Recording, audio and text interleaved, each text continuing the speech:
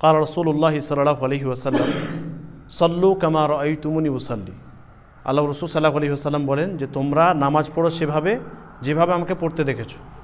সাহাবায়ে কেরামগণ যেভাবে আল্লাহ রাসূল সাল্লাল্লাহু আলাইহি ওয়াসাল্লামকে পড়তে দেখেছেন এবং তিনারা যেভাবে উল্লেখ করেছেন যে আল্লাহ রাসূল সাল্লাল্লাহু আলাইহি ওয়াসাল্লাম রুকু এভাবে করেছেন, সেজদা এভাবে করেছেন, সেভাবেই কিন্তু আমাদেরকে করতে হবে, তবেই আমাদের নামাজ সহিভাবে হবে।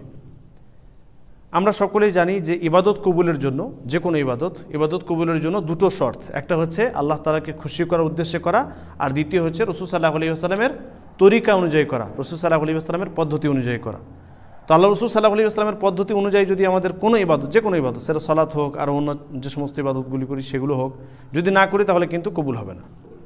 তো নামাজের ক্ষেত্রে আজকে আমরা নামাজের যে সমস্ত বিশেষ বিশেষ বিষয় সেগুলো আমরা জানবো ইনশাআল্লাহ। প্রথমত নামাজের জন্য কেবলা রুখ হওয়া শর্ত, কেবলার দিকে আপনাকে নামাজ পড়তে হবে, তো কেবলামুখ হয়ে গেলেন। দ্বিতীয় হচ্ছে নিয়ত, আপনি নিয়ত করবেন, নিয়ত হচ্ছে মনের সংকল্পের নাম। তো এখানে মুখে পড়ার কোনো প্রয়োজন নেই বা কোনো হাদিস প্রমাণিত নেই, ফলে আপনি মনে মনে নিয়ত করেছেন, উজু করেছেন, তখন নিয়ত করে এসেছেন যে আমি এশার নামাজ পড়বো বা মাগরিবের নামাজ পড়বো বা জোহরের নামাজ পড়বো, 4 রাকাত পড়বো, 3 রাকাত পড়বো, তো এই নিয়ত আপনার যথেষ্ট।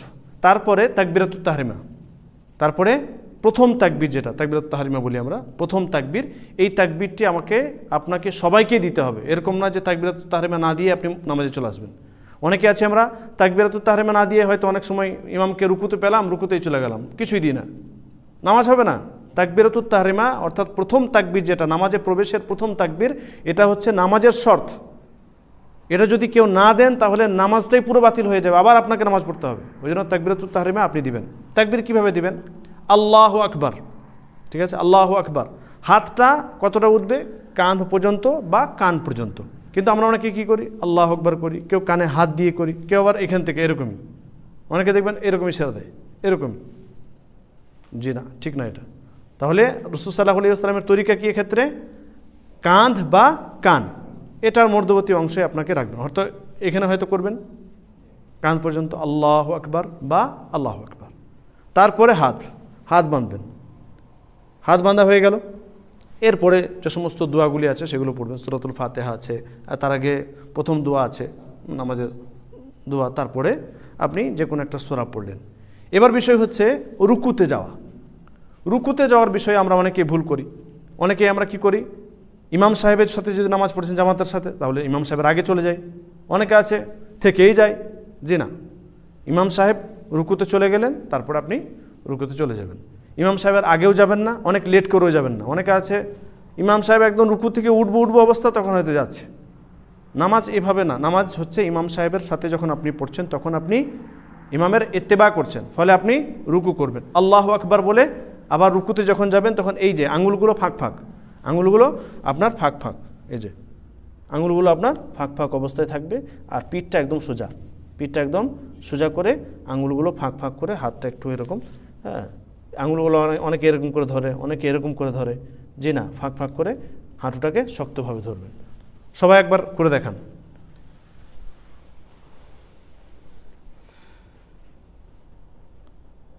জি, সবাই আঙুলগুলো ফাঁক করে হাঁটুটাকে শক্তভাবে ধরবেন। এটা হচ্ছে রুকুতে যাওয়া। আর পিঠটা একদম সোজা করে রাখবেন। তারপরে হচ্ছে সাজদা তো আমরা অনেকে এই একই করি। ইমাম সাহেবের আগে চলে যায়, অনেকে দেরি করে যায়। না, ইমাম সাহেবের পরেই। রাসূল সাল্লাল্লাহু আলাইহি ওয়াসাল্লামের এক্ষেত্রে হাদিস রয়েছে যে রাসূল সাল্লাল্লাহু আলাইহি ওয়াসাল্লাম তিনি সিজদাতে চলে যেতেন, তারপরে সাহাবায়ে কেরামগণ যেতেন। সিজদা কিভাবে করবেন? সাজদা করাও দেখেন। সাজদা যখন আল্লাহু আকবার বলে সাজদায় যাচ্ছেন, সাজদায় যখন যাবেন তখন এই হাতটা আপনার কান এই যে বরাবর এরকম থাকবে। অনেকে আছে আমরা এরকম করে করি, অনেকে আছে এই যে মানে একদম হাঁটুর কাছে হাতটা রেখে দিয়ে এরকম করে। জি না, হাঁটুর কাছেও হাতটা এভাবে রাখা যাবে না, আর অনেক আগেও না। আপনি আপনার চেহারা, কান, মুখ যেখানে রয়েছে মুখমণ্ডল, সেরকম জায়গা করে এই যে এইভাবে আপনি রাখবেন। এইভাবে রেখে সেজদা করবেন, এবং এই হাতটাও যেন ফাঁকা থাকে। এবং এই পা অনেকে ফাঁক করে রেখে দেয়, অনেকে আছে পায়ের ওপর পা দিয়ে রেখে দেয়। ঠিক না, পাটাকে কাছাকাছি রাখবেন, পাটাকে 2 পা কাছাকাছি থাকবে, এবং সম্ভব হলে আঙুলগুলো কেবলামুখী করবেন। তারপরে 2 সেজদার মাঝে বসা, এটা অনেকে আমরা ভুল করি। দুই সেজদার মাঝে আমাদেরকে বসতে হবে। অনেকে আছে মানে সেজদা থেকে উঠলো কি মানে হাতটা এখনো পর্যন্ত জমিনে, আবার দ্বিতীয় সেজদা করে ফেলে।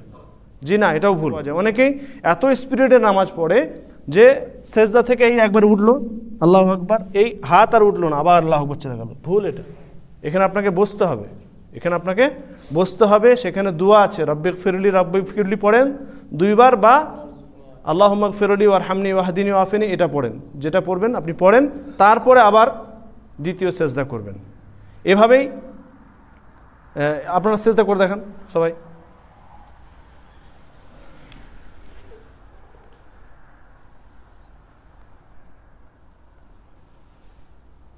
জি ঠিক আছে, সবাই উঠেন।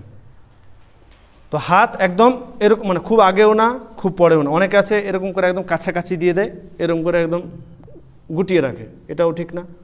অনেকে আছে অনেক দূর পর্যন্ত হাতটাকে উঠিয়ে দেয়, সামনের দিকে করে দেয়, ওটাও ঠিক না। তো একদম কাঁধ এই বরাবর আপনার হাত থাকবে। তারপরে বসার পদ্ধতি, এখানে যে আমরা বসবো 2 সেজদার মাঝে হোক বা 2 রিকাতের পরে হোক, এই যে বসার পদ্ধতি, এটা হচ্ছে আপনার এই পায়ের যেটা অংশ সেই পায়ের ওপরে বসবেন, সেই পায়ের ওপরে বসবেন এবং এই পায়ের এটা আপনি কি করবেন, উঠিয়ে রাখবেন এভাবে, এটাকে উঠিয়ে রাখবেন এবং এটার উপরে বসবেন। আর চতুর্থ রেখাতে 4 রেখাত বিশিষ্ট নামাজগুলিতে তখন তাওয়াররুক করতে হবে, তখন এই বাম পায়ের সামনের অংশটা এইভাবে ঢুকিয়ে দিবেন, এই যে ভেতর দিয়ে ঢুকিয়ে দিয়ে এই পাটা খাড়া থাকবে এবং আপনি জমিনে বসবেন, বুঝতে পারলেন।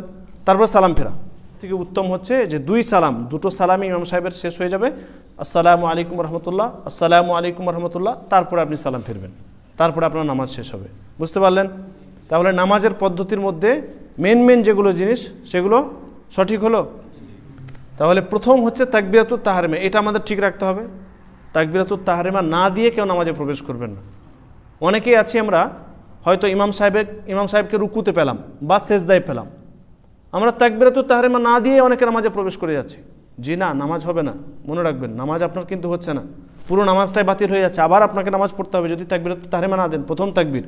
তো তাকবিরাতুত তাহরিমা যেটা পড়ার পর আপনার নামাজে প্রবেশ করতে হয় সেটা আপনি অবশ্যই পড়বেন। তাকবিরাতুত তাহরিমা, হাত উঠিয়ে তাকবিরাতুত তাহরিমা করলেন, তারপর আপনি ইমাম সাহেবকে যে অবস্থায় পেয়েছেন সে অবস্থায় যাবেন। রুকুতে যদি পেয়েছেন তাহলে রুকুতে, সেজদায় পেয়েছেন তাহলে সেজদায়, যে অবস্থায় ইমাম সাহেবকে পেয়েছেন সেই অবস্থায়। অনেকে আছে আবার ইমাম সাহেবকে এখন হয়তো রুকুতে দেখলাম বা রুকু থেকে উঠা অবস্থায় দেখলাম বা সেজদা অবস্থায় দেখলাম, ওই পেছনে দাঁড়িয়ে থাকি, যতক্ষণ পর্যন্ত ইমাম সাহেব দ্বিতীয় বা তৃতীয় বা চতুর্থ রাকাতের জন্য দাঁড়িয়ে না যাচ্ছে এবং সূরাতুল ফাতিহা শুরু না করছে, ততক্ষণ পর্যন্ত আমরা আবার নামাজে অনেকে শামিলই হয় না, এটাও ঠিক না। হাদিসে স্পষ্ট যে আপনি যে অবস্থাতে ইমামকে পেয়েছেন সে অবস্থাতেই নামাজে প্রবেশ করবেন, তাকবিরাতুত তাহরিমা দিবেন, এবং যদি রুকুতে থাকেন তাহলে রুকুত তাকবিরও দিতে পারেন দ্বিতীয়, এবং সেজদায় যদি থাকে তাহলে সেজদারও তাকবির দিতে পারেন, অর্থাৎ 2টো করে তাকবিরও দেওয়া যাবে এবং একটা তাকবির দিলেও যথেষ্ট হবে, যেটা শর্ত। তো এই হচ্ছে নামাজের সংক্ষিপ্ত বর্ণনা।